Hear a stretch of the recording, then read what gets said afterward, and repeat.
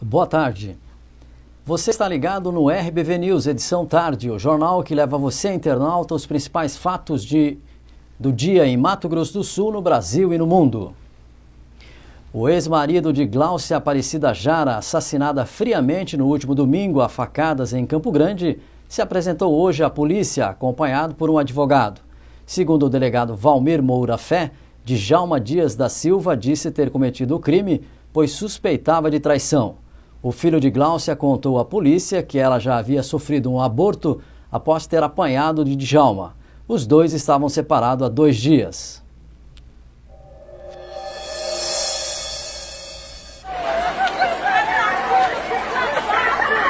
O advogado não permitiu que fossem feitas imagens de Djalma. Ele deixou a delegacia sem dar entrevistas. Revoltadas com sua liberação, as irmãs de Gláucia, que estavam em frente à delegacia, gritaram pedindo justiça. Uma delas passou mal e foi socorrida por amigos da vítima. Como que libera um assassino daquele lá, gente? O que ele fez não faz nem com cachorro. E a Polícia Civil prendeu 2 suspeitos de ter assaltado um grupo de pessoas no Jardim Los Angeles, em Campo Grande. Luiz Felipe dos Santos e Wesley dos Santos estavam armados e renderam as 5 vítimas. Foram roubados celulares e dinheiro. Outros 2 adolescentes, incluindo um menor de 16 anos, que também participaram do assalto, ainda estão foragidos. Os responsáveis pelo concurso da Universidade Federal de Mato Grosso do Sul se negam a comentar as denúncias de plágio relacionadas às provas aplicadas no último domingo para os cargos de técnico administrativo e educação. Ao todo, mais de 30 mil candidatos prestaram a prova. A assessoria da universidade afirma que apenas as provas para o cargo de enfermagem foram alvos de denúncia. Segundo uma candidata, 7 questões havia sido utilizada em prova da Universidade Federal do Pará. Mesmo com a organizadora do concurso não se pronunciando, a Universidade Federal garantiu que vai tomar medidas para que nenhum candidato seja prejudicado.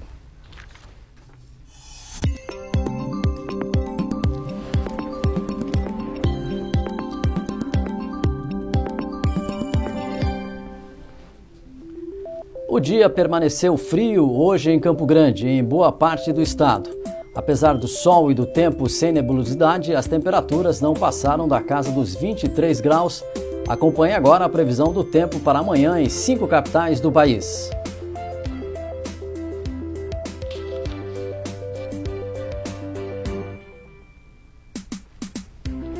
E com esse friozinho típico de outono, também chega o clima seco. É o que exige cuidados especiais, principalmente para quem é alérgico. Mas é possível passar por essa estação sem sofrimento.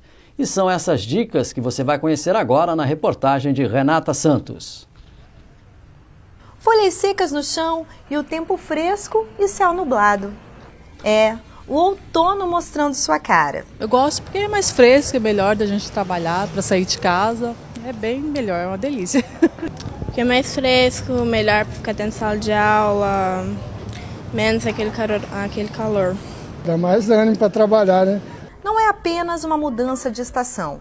No outono, as pessoas adotam outros cuidados. Não uso cobertor, não tem tapete em casa, cortina, né? Para prevenir. Um travesseiro antialérgico, né? Anatômico para encaixar bem minha cabeça, deixar levantado. Isso ajuda deixar, assim, respirar melhor. Além de umidificador de ar e o quarto sempre limpo, né? Arejado. Priscila sofre de rinite alérgica e nesta época as crises aumentam. Nesse período, geralmente, devido à seca, né? A baixa umidade no ar, ataca minha rinite, né? Nariz escorrendo, dor de cabeça, sensação de mal-estar, irritabilidade, né? Porque dor de cabeça. Então, tudo me incomoda. Com o Ivaldo, não é diferente. Eu fico com coriza e dá umas crises longas de espirro, né? Para este médico alergista, a mudança de estação é fator primordial para o aumento dos casos alérgicos.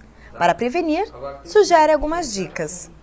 Tem que tomar muito cuidado com o tipo de coberta. Então, não se deve usar esses cobertores peludos em que acumula pó, ácaro, o ideal é usar uma coberta lisa. E quando a umidade relativa do ar estiver muito baixa, o ideal você, no quarto, usar alguma coisa que melhore essa umidade. Ou uma bacia d'água, uma toalha molhada. E se a pessoa tiver condições, o ideal mesmo é ter um umidificador de ar. Mas como saber se somos alérgicos ou estamos apenas resfriados? Pessoas que têm mãe, pai, tios ou avós, história positiva de rinite alérgica ou de asma brônquica alérgica, principalmente essas duas doenças, a pessoa tem uma grande propensão a desenvolver alergia. Então ela já tem uma predisposição. E mediante o contato com os fatores externos ambientais, com muito pó, essa pessoa pode desenvolver alergia. Uma das características mais comuns desta época do ano é o tempo seco. Com isso, muita gente esquece de um detalhe bem simples: beber água.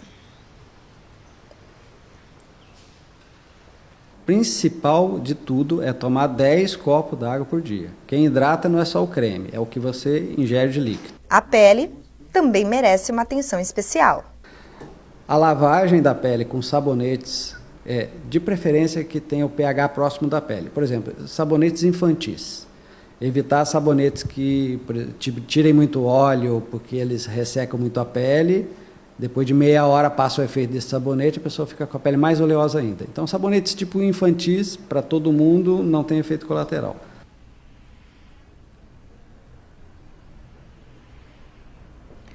E no próximo bloco você confere os principais fatos do Brasil e do mundo. Voltamos já.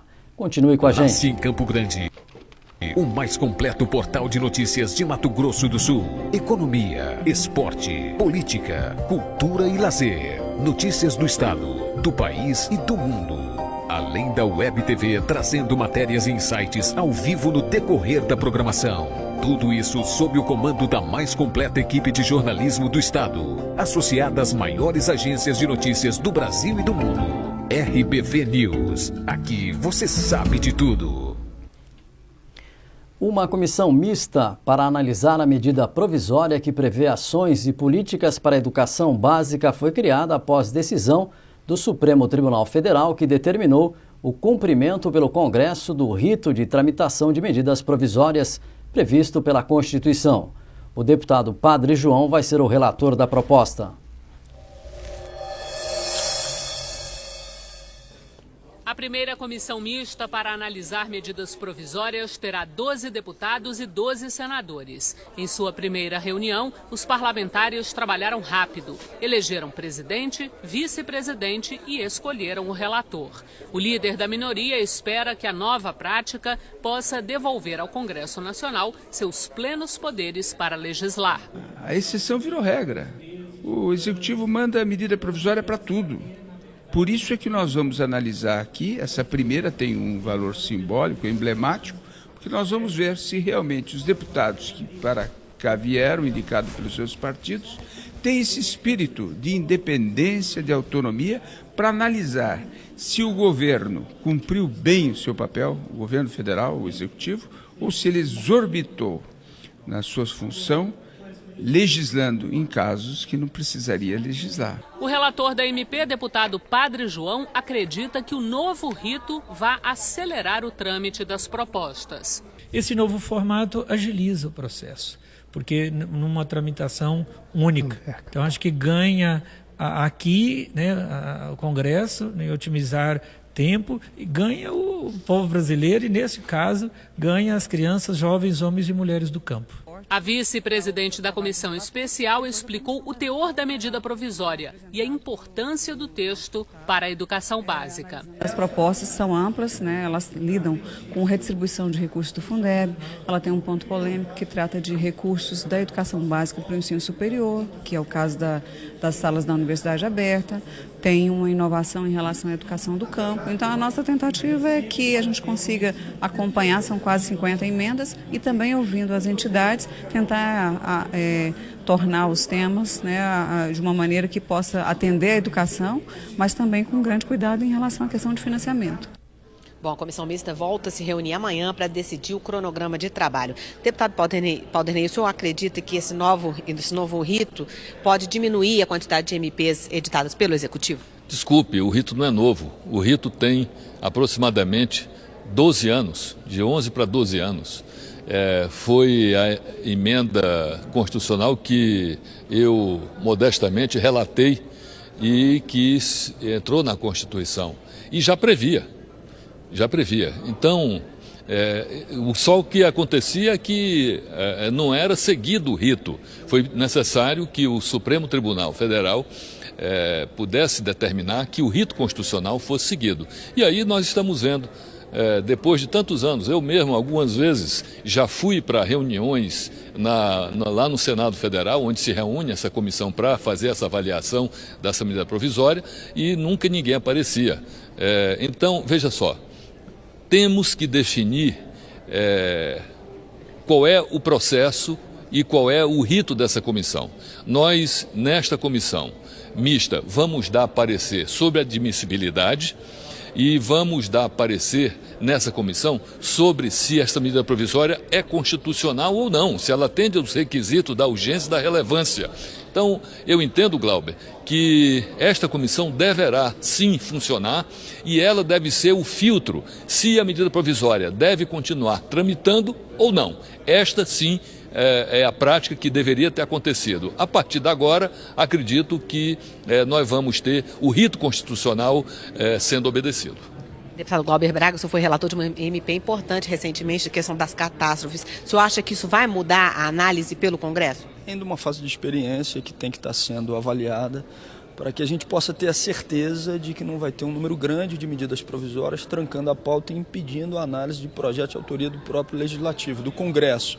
Ou seja, nesse próximo mês a gente vai poder ter uma avaliação concreta se a gente teve uma agilização do processo ou se a gente teve uma interrupção exatamente do fluxo de legislação proveniente do próprio Parlamento. É isso que a gente vai ter que ver a partir dos casos concretos e da formação da comissão e da avaliação das medidas que estão sendo feitas agora. Deputado, falando em número grande de MPs trancando a pauta, o senhor acha que é possível votar pelo menos alguma essa semana? São 9 trancando a pauta do plenário da Câmara agora? Pelo bloco, eu tenho certeza que sim. Se houver um entendimento com os líderes dos outros partidos, inclusive da oposição, já que a pendência anterior não mais existe, a Lei Geral da Copa vai poder ser votada, existem relatórios que já estão prontos, ou seja, relatores que já fizeram, já cumpriram o seu trabalho. Da nossa parte, a vontade é votar medidas provisórias para que a gente possa avançar no sentido de destrancar e liberar a pauta da Câmara. Deputado Paulo, o senhor concorda que é possível votar em MP essa semana? Não vai ser possível. Não é por nada, não. Mesmo porque tem 9 medidas provisórias trancando a pauta, mas esse não é o principal problema de não se votar a lei geral, porque ela será votada em sessão extraordinária. E o que acontece é que a medida provisória 549, que está trancando a pauta, é a primeira medida provisória a trancar pauta, ela trata de benefício fiscal. O relator é o deputado Sandro Mabel, que quer introduzir, como fez o deputado Glauber na questão da defesa civil, o deputado Sandro Mabel quer trazer para dentro da medida provisória um tratado sobre a reforma tributária. E isto tem implicações muito graves. Não é tão simples como foi a questão da defesa civil, que todo mundo queria votar e não era assim uma coisa tão impactante, apenas responsabilidades e recursos financeiros para serem definidos. Agora, na questão tributária é grave, é mais grave. Então, o deputado Sandro Mabel está agarrado nesta medida provisória, o governo não concorda com o texto, não tem texto ainda, portanto, a sessão ordinária estará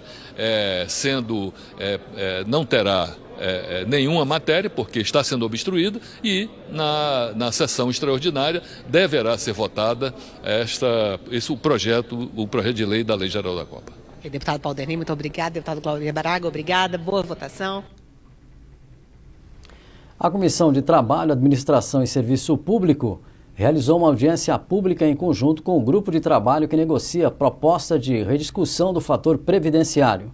Ouvindo o governo e sindicatos, os deputados querem oferecer uma alternativa ao mecanismo que reduz o benefício previdenciário para quem se aposenta por tempo de serviço. O fator previdenciário foi criado em 1998 para evitar a quebradeira da previdência de uma população que vive mais e tem cada vez menos filhos. Um homem com 55 anos de idade, 35 anos de contribuição, ele chega a perder 30% da sua remuneração. Se tinha uma média de 2.000, ele vai se aposentar por R$ 1.400. E o mais grave e o mais penoso é no caso das mulheres, que perdem até 40%. O fator chegou a ser derrubado pelo Congresso, mas essa mudança foi vetada pelo então presidente Lula. A Câmara procura uma solução, até porque o próprio Ministério da Previdência admite que o mecanismo não funcionou como se esperava. Ele não foi eficaz no sentido de postergar as aposentadorias, no sentido que as pessoas preferem se aposentar, mesmo que cedo, com um grande desconto do fator, e aí, mas aí acumulando aposentadoria e salário. O fator tem uma lógica de, se ela aposenta mais cedo, ela vai receber um benefício por mais tempo, mas um benefício de valor menor. Então há realmente um efeito do ponto de vista de redução no valor do benefício. Mas o efeito que era até o desejado de postergação das aposentadorias, infelizmente não ocorreu. A proposta mais concreta que existe até agora é considerar tempo de trabalho e idade do contribuinte somadas como critério para aposentadoria. As mulheres precisariam somar pelo menos 85 anos e os homens 95. Cada ano trabalhado vale 2, um ano de idade e um ano de trabalho. Começou a trabalhar aos 16 anos, tem 51 anos de idade, trabalhou 35, isso dá 86. Faltaria 9, trabalhando então com mais 4 anos e meio, completaria o tempo para ter aposentadoria integral. Mas a proposta está longe de ter consenso, mesmo dentro do grupo de trabalho. Precisa acabar com o fator previdenciário. Isso precisa, no meu entendimento, ficar claro para a população. A posição minha, enquanto relator no grupo de trabalhos, por parte dos trabalhadores, é pelo fim do fator previdenciário. O que nós vamos achar uma alternativa a ele ou não, aí depende da nossa criatividade e do nosso trabalho dos parlamentares aqui na casa. Nós temos o fator previdenciário hoje como um dos elementos que garante um mínimo de sustentabilidade do sistema previdenciário brasileiro. Se nós retirarmos pura e simplesmente o fator previdenciário hoje, o impacto sobre a Previdência será tão grande que daqui a 30, 40 anos a Previdência brasileira estará literalmente destruída. O técnico da seleção brasileira, Mano Menezes, emitiu nota em que tenta se explicar após ser flagrado ontem em uma blitz no Rio de Janeiro. Ele diz que sua habilitação ficou em outro carro, mas não comentou sobre a recusa de fazer o teste do bafômetro. O treinador estava sem carteira de habilitação e se recusou a fazer o teste. Ele pagou multa de R$ 957,70 e perdeu 7 pontos na carteira. Agora as notícias internacionais. O americano Richard Lee Norris, de 37 anos, que havia perdido toda a parte inferior da face em um acidente com uma arma em 1997, foi submetido ao transplante de rosto mais completo já realizado no mundo. A cirurgia, que durou 36 horas, restaurou mandíbula, dentes, língua, lábios, nariz do paciente. Um americano foi submetido ao transplante de rosto mais completo já realizado no mundo. Richard Lee Norris, de 37 anos, havia perdido toda a parte inferior da face em um acidente com uma arma em 1997. Os médicos do hospital da Universidade de Maryland, nos Estados Unidos, levaram 36 horas para realizar a operação, que devolveu ao paciente mandíbula, dentes, língua, lábios e nariz. A complexa intervenção também restaurou todos os tecidos, ossos, terminações nervosas e motores, além dos músculos responsáveis pelas expressões faciais. Estamos realmente melhorando a qualidade de vida de um indivíduo. Então, quando alguém doa seus órgãos, neste caso doa o rosto de uma pessoa querida, é um gesto incrível. Logo após o acidente, Richard teve de passar por uma série de cirurgias reconstrutivas vitais e ficou com uso limitado da boca. O objetivo do transplante era restaurar as funções digestivas e sensoriais, mas a estética também foi um fator crucial. O americano passou os últimos 15 anos de sua vida recluso, usando uma máscara para evitar os olhares curiosos das pessoas. A cantora Susan Boyle, que conquistou a fama em um show de talentos britânico, voltou aos palcos da Inglaterra. A escocesa participou da estreia de um musical que conta a história dela.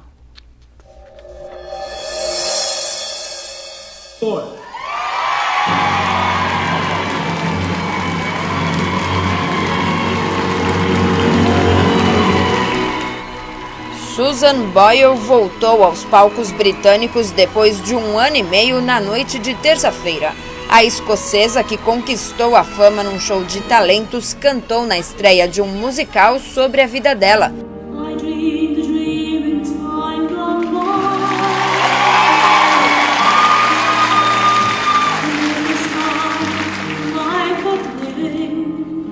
A produção é baseada na autobiografia de Susan.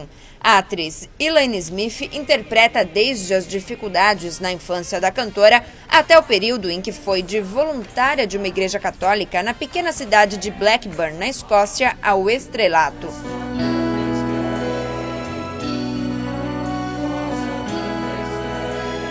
O espetáculo vai ficar em cartaz por 1 semana em Newcastle, nordeste da Inglaterra. Depois segue em turnê pelo país, até quem sabe chegar a outras partes da Europa, além do Canadá, Estados Unidos e Austrália, como planejam os produtores. Susan Boyle chamou a atenção há 3 anos, quando um vídeo com a participação dela num programa de calouros caiu na internet. Desde então, já gravou 3 álbuns, que venderam mais de 16 milhões de cópias.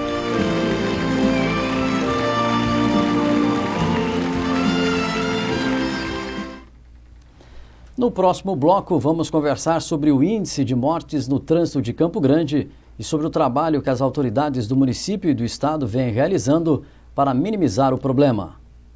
Nasce em Campo Grande, o mais completo portal de notícias de Mato Grosso do Sul. Economia, esporte, política, cultura e lazer. Notícias do estado, do país e do mundo.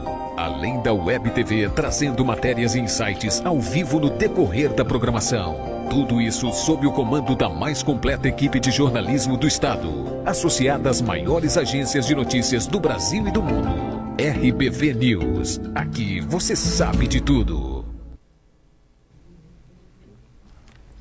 O senador Valdemir Moca vai presidir a comissão mista encarregada de examinar e dar parecer sobre medida provisória que destina recursos do Fundo de Desenvolvimento da Educação Básica para instituições comunitárias que atuam na educação rural.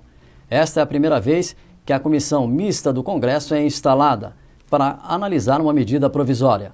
Moca convocou a primeira reunião da comissão para amanhã. Nossa capital é considerada uma das mais violentas no trânsito. O RBV News foi às ruas para saber a opinião de alguns motoristas e conversou com o mestre em Psicologia do Trânsito, Renan Júnior, sobre o assunto. A imagem não nega. Praticamente todos os dias o cenário é o mesmo no trânsito de Campo Grande. Bastante acidente, principalmente com aqueles motoristas apressados que antes de abrir o sinal, até às vezes desrespeitando os sinais de trânsito, acontecem vários acidentes. Tumultuado demais. Está acontecendo muito acidente? Demais, hein? Muita falta de atenção dos motoristas. No ano passado foram registradas 131 mortes no trânsito da capital. Deste total, 82 envolveram motociclistas. Este ano, a preocupação não é diferente. Só neste mês já foram registrados mais de 11 acidentes com vítimas fatais. A imprudência e a alta velocidade são os principais fatores que fazem a cada dia este número aumentar. Para este professor, mestre em Psicologia do Trânsito, o problema é cultural. Esse problema da velocidade ele não é condizente a um só condutor, ele é um problema cultural que tem encontrado eco aqui em Campo Grande, então quer dizer, a gente tem uma série de pessoas que têm tido esse mesmo comportamento e ele é um potencializador de ocorrência de acidentes, então a gente tem tido muitos acidentes por vários fatores, entre eles o uso da velocidade. Para ele, a responsabilidade não pode ser delegada apenas ao poder público. O trânsito não pode ficar restrito à polícia, às agências de trânsito, ele tem que ser abraçado pela sociedade, pelas famílias, pelas igrejas, pelas escolas, pelo comércio, e as pessoas têm que falar mais em trânsito, mas não falar no sentido de reclamar, tá violento, tá difícil, tá complicado, mas falar no sentido de criar uma consciência de que o trânsito é um ambiente de risco, e tentar reforçar naqueles que estão mais próximos a necessidade de se tomar mais cuidado.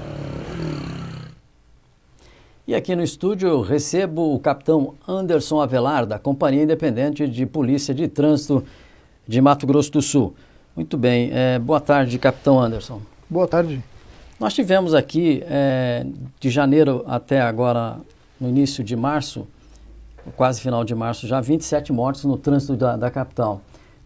Qual que seria a causa principal para esse alto índice, ou esse número já é menor comparado com o ano passado? Esses números eles têm diminuído gradativamente devido ao grande trabalho que a Polícia Militar de Trânsito tem feito junto à sociedade de maneira geral. Nós temos levado não só a fiscalização, intensificado a fiscalização, como nós temos levado a educação de trânsito para as escolas, para as universidades, para as igrejas. Nós temos nos aproximado mais e mais da sociedade. Como o especialista em trânsito ali, o psicólogo de psicologia de trânsito disse, o fator é esse, é justamente a sociedade abraçar o fato. E isso tem acontecido. Nós temos conseguido diminuir esses índices gradativamente, mas ainda acontece muito porque também tem um aumento da população, aumento da frota, e isso também tem que ser levado em consideração. Essa quantidade enorme de veículos circulando diariamente na cidade torna uma possibilidade de acidente maior. Mas a consciência do condutor ela é fundamental para que esse acidente se evite. O condutor tem que ter consciência de que o trânsito é para todos e não só para ele, só para um indivíduo. Ele tem que respeitar as normas de trânsito, tem que respeitar as velocidades impostas para cada via que ele vai circular e ter educação na hora que sair para a rua e respeitar aquelas outras pessoas que também estão utilizando a via. Agora, capitão, o aumento, por exemplo, de motocicletas no trânsito, isso tem aumentado, isso tem permitido que os acidentes também aumentem ou essa informação não procede? Procede. Hoje é muito fácil você adquirir um veículo, não só motocicletas, como veículos 4 rodas. Acontece que os acidentes envolvendo motocicletas normalmente são o que causam maior comoção, devido à sua gravidade. O motociclista, ele é mais vulnerável, ele é mais frágil. Toda vez que acontece um acidente com o motociclista, ele vai se machucar, de uma forma ou de outra ele vai ter algum machucado, ele vai sofrer alguma lesão. Então isso causa mais comoção. E diariamente começa a circular na cidade um número muito grande de veículos, entre motos e carros. Todo mundo consegue comprar uma moto hoje. O rapaz arrumou um empreguinho, tem um olerite, ele vai lá e consegue financiar uma moto e já sai conduzindo. E muitos compram uma moto antes de tirar a habilitação. Então, às vezes ele até sabe andar de moto, mas ele não conhece as leis de trânsito, ele não sabe o que ele tem que fazer na via, ele não sabe como é que funciona a dinâmica do trânsito e isso pode levar a um acidente. Agora, capitão Anderson, qual que é o dia mais crítico em termos de acidente?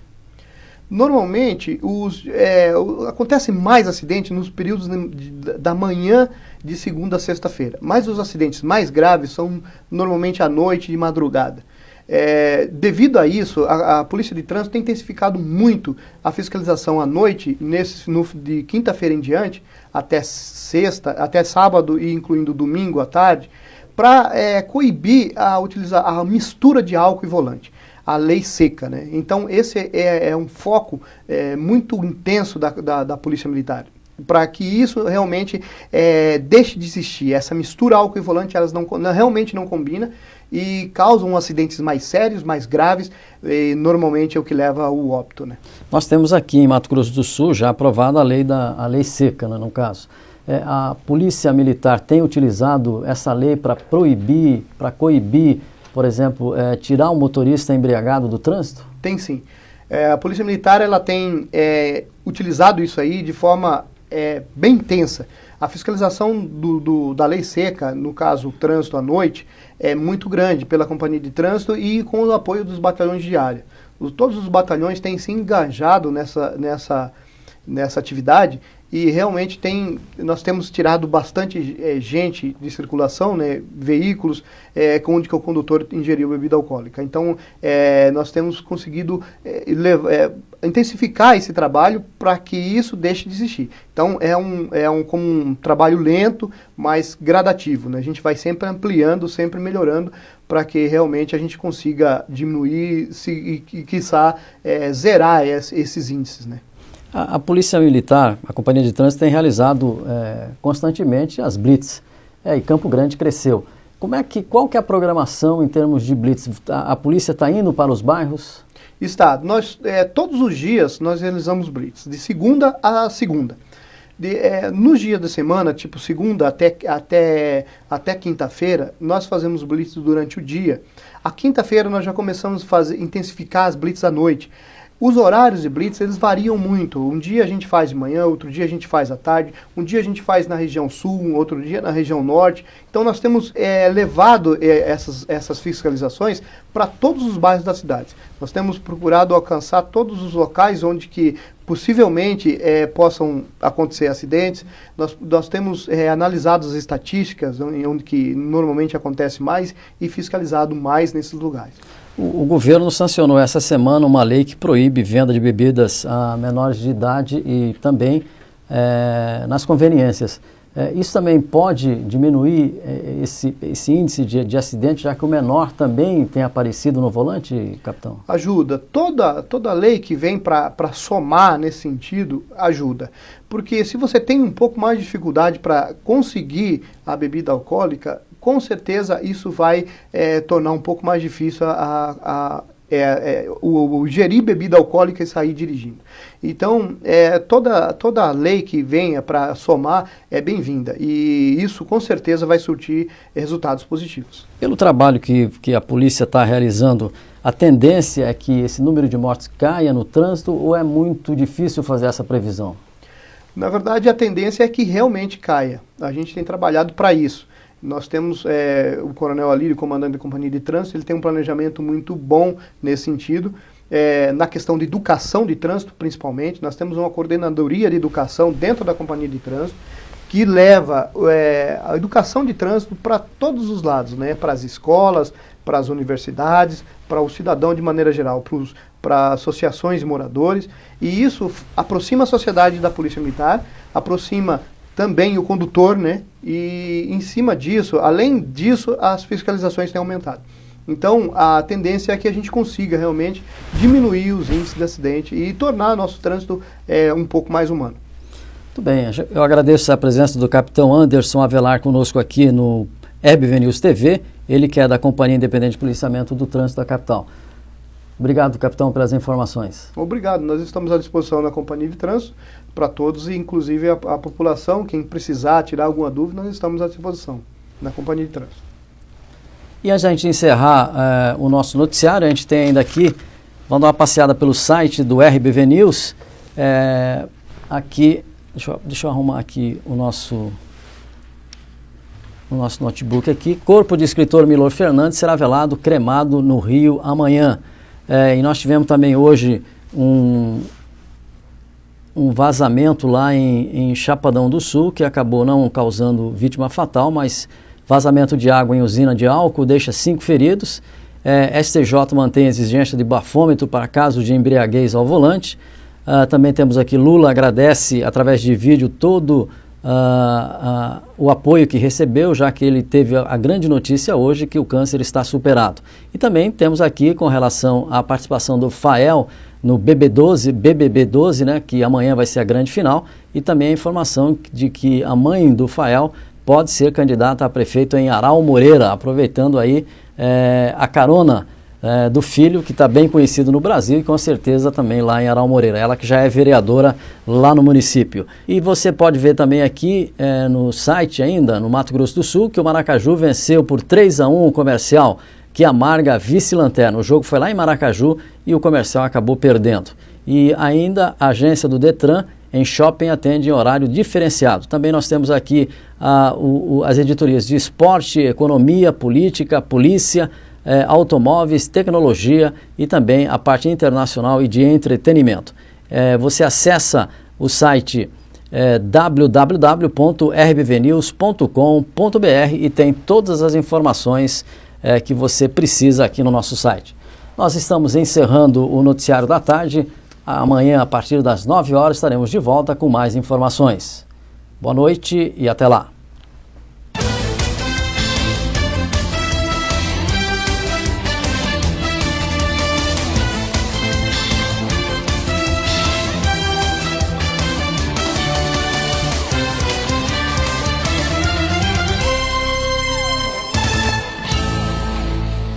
Entre mortos e feridos, salvaram-se todos.